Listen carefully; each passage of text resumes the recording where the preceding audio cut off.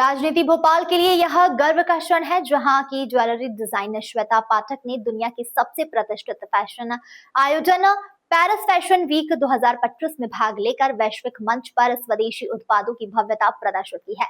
श्वेता पाठक Paris fashion week में हिस्सा लेने वाली भोपाल की पहली ज्वेलरी फैशन डिजाइनर बन गई है। श्वेता पाठक ने बताया कि उन्होंने 2 अक्टूबर को गांधी जयंती के विशेष अवसर पर अपने प्रस्तुतिकरण के लिए खादी वस्त्रों का चयन किया। उन्होंने खुद के द्वारा डिजाइन की गई अलग अलग प्रकार की गोल्ड और डायमंड ज्वेलरी विदेशी मॉडलों को पहनाई। भोपाल के डिजाइन की हुई ज्वेलरी पहनकर विदेशी मॉडलों ने जब रैंप वॉक किया तो उपस्थित दर्शक उनके डिजाइन से काफी प्रभावित हुए।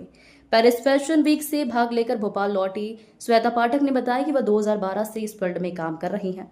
उन्हें फ्लाइन फ्लो नामक संस्था के जरिए इस इंटरनेशनल लेवल के पेरिस फैशन वीक में भाग लेने का यह सुनहरा अवसर प्राप्त हुआ था। गौरतलब है कि श्वेता पाठक की उपलब्धि भारतीय विशेषकर मध्य प्रदेश के डिजाइनरों के लिए अंतर्राष्ट्रीय फैशन उद्योग में नए दरवाजे खोलती है। एक्चुअली फ्लाइंग सोलो करके कंपनी है, उन्होंने मुझे इनविटेशन भेजा था पार्टिसिपेट करने के लिए। तो उन्होंने मुझे न्यूयॉर्क, मिलान और पेरिस तीनों के ऑप्शन दिए थे। But obviously Paris Fashion Week is like a dream for any brand or any designer with people with aesthetics. So I chose Paris Fashion Week. पर वो बहुत challenging था because France customs are very tough. Later I got to hear many stories कि Tanishq also faced difficulty in the France customs and all. तो हमें थोड़ी दिक्कत आई, पर हमने अपने धैर्य और अपने सहजता से उसको हासिल किया। हमने हमारी खुद के क्रिएट किए हुए पर्सनल ज्वेलरी पहना के मॉडल्स को वॉक कराया, क्योंकि हम बहुत ज़्यादा कलेक्शन कैरी नहीं कर सकते थे कस्टम्स के कारण, और बहुत ज़्यादा नॉलेज भी हमें नहीं मिल पा रहा था एक्सपोर्ट को लेके कि किस तरीके, और जो पेरिस इंपोर्ट डॉक्यूमेंट होता है कैसे क्रिएट करना है एंड ऑल। तो वो हमने पूछा, पर वो बहुत कम लोग हैं जिन्होंने फ्रांस मार्केट में एंट्री की है। पेरिस फैशन वीक तो मेरे ख्याल से आज तक बहुत शायद ही किसी ब्रांड ने पुट फॉरवर्ड किया। तो कोशिश थी और हम कामयाब रहे। कितने मॉडल्स थे? 8 मॉडल।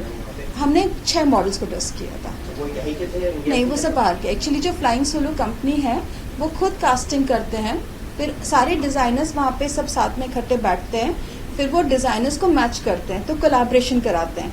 तो जैसे जो मार्गरेट हैं डिजाइनर जिन्होंने क्लोथ डिजाइन किए थे, उनके कपड़ों के साथ मेरी ज्वेलरी उनको खूबसूरत लगी, क्योंकि उनके कपड़े बहुत ब्यूटीफुल, और आप मानोगे आज के हिसाब से बिल्कुल कवर्ड ड्रेसेस थी, एकदम लड़कियां एकदम प्यारी डॉल जैसी लग रही थी, और उसके साथ वो ज्वेलरी एकदम खिल कर आई।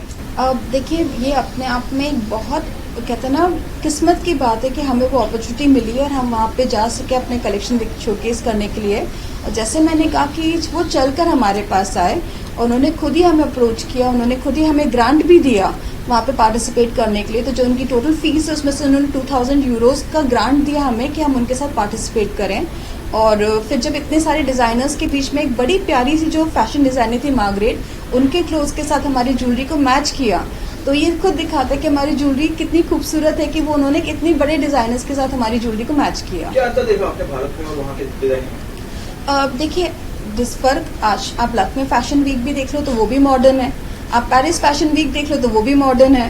तो आज ग्लोबल है हम सिटीजन, तो जो ड्रेसिंग है वो ऑलमोस्ट हमारी ग्लोबल है, और जो ज्वेलरी है वो हर जगह अलग अलग तरीके से अपने अपने एक प्रेजेंटेशन है।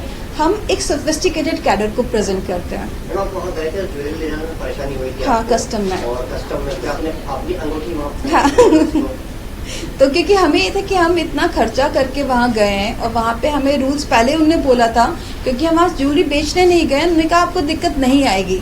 पर जब हम गए और हमें दिक्कत आई तो हमने कहा हम वहाँ पहुँच चुके हैं, अब हम वहाँ आए, हमारा पैसा लग चुका है, हम ऐसे खाली हाथ तो नहीं आ सकते, तो क्या किया जाए। तो हमने कहा ये तो हमारा खुद का और हमारी खुद की डिजाइन है, हमने यही बना दिया मॉडल को।